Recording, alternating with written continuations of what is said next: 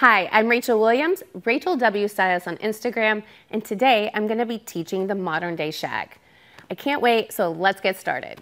So the first thing I always go over is consultation, which is so important. So today, my beautiful model Lauren, we're going to go over a consultation and what works best for her. So Lauren, tell me about how you like to style your hair. What's your lifestyle? What are you looking for in your haircut? I am okay with styling my bangs. I know that can be something I have to do every day, so that's fine. I don't love to style the rest of my hair every day. I'd rather just have one little quick thing to style. But yeah. Yeah, just something low maintenance. Yeah. And the great thing is you have this natural wave in your hair, so the shag will it'll work really well with your natural texture of your hair too. Awesome. So let's look at your face shape. I always like to look at the face because really when we're doing a cut, we're customizing it to the client's face shape. And we want to bring out their features and really pop out their face, right? So you can see Lauren, your beautiful eyes. So we really want those to show up. And so the bangs, by framing her eyes, it's going to really pop out her eyes. Also, we want to catch those cheekbones. So we want to open the eyes and really accentuate her cheekbones and her jawline. So we're going to work from all these points of her face when we're doing the shag because we want to really bring out those features. The first section I start at is the bang section. I always start in the front because I really want to focus on accentuating her face. I did wet her hair down just slightly. It's in between, it's wet and dry. I like to cut bangs dry because I want to account for the calyx and how the hairline pulls up.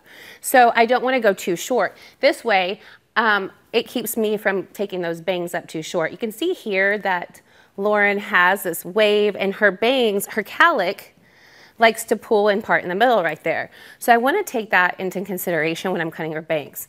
But I do slightly wet it down because I also do not want hair to get all in her face and it to get extremely uncomfortable. This way I can mesh the best of both worlds. One of the most questions I get is how do you know where to start the bang section?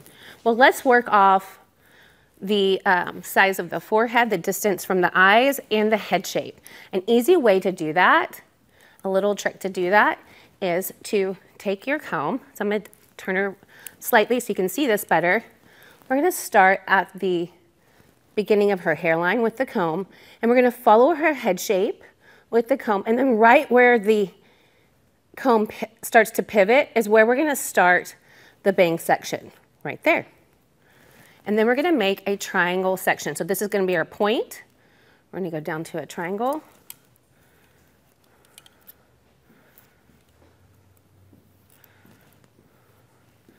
Clip this out of the way.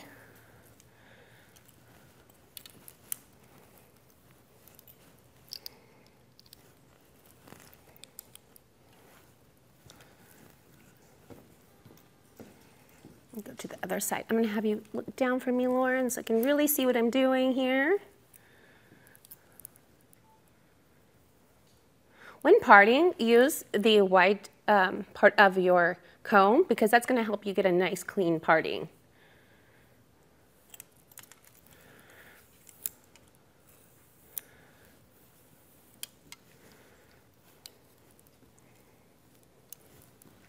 Let me check this.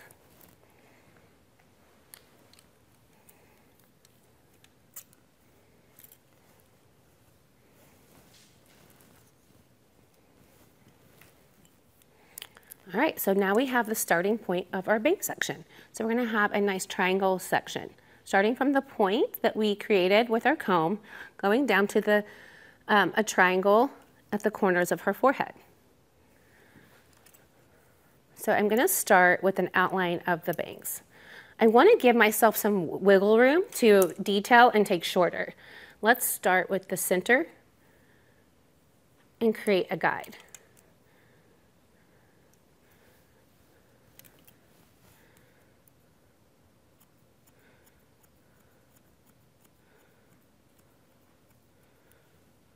So it's hitting right in the middle of her eyebrows. That's a great starting point because I want to frame her face and really bring out those eyes.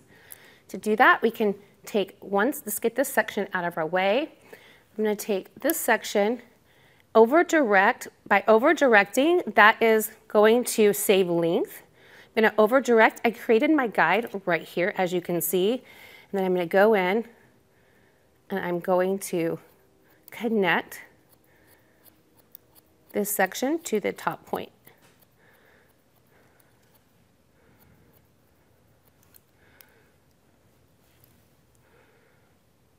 Just readjust myself. And today I'm using the Phantoms, the 6-inch Phantoms by Arc Scissors.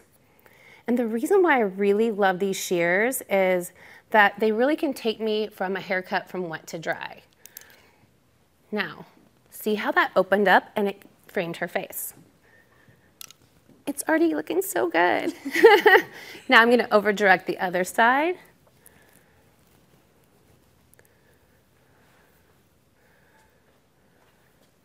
And connect our starting point to our beginning corner.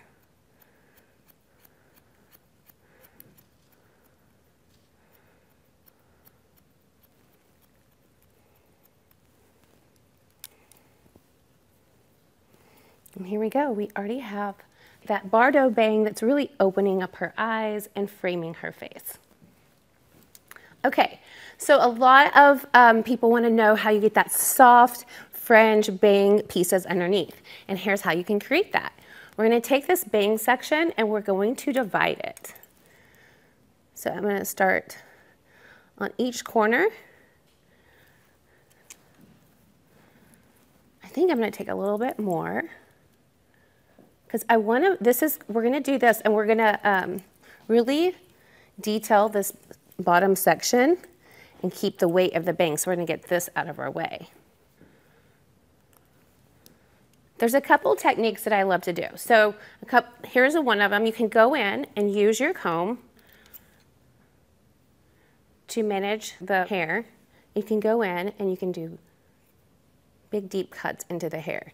That's going to soften the hair and start giving it some nice texture and movement. So you can do that throughout the bang section. And notice also, so this section, this bang is going to her right side of her eye. So when I'm going in to soften it, I'm also bending, I'm slightly going in as an angle with my blade because I want the direction to go this way.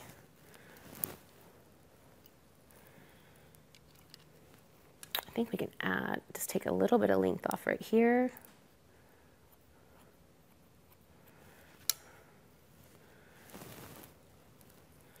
And then let's go to the other side and do the same thing.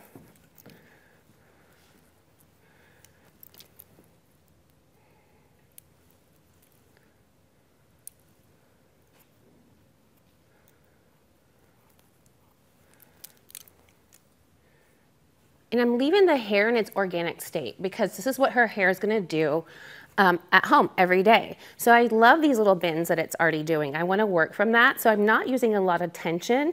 I'm kind of letting the hair lay like it lives. Now, another little technique that I love to do to add a little bit more texture in this point, in the middle point section, is take the section, little pieces of the section of the hair, twist, and then we're going to take our scissors and we're going to cut in motion. Now cutting in motion is I'm going in motion and I'm cutting at the same time. I'm also cutting from the access of the blade.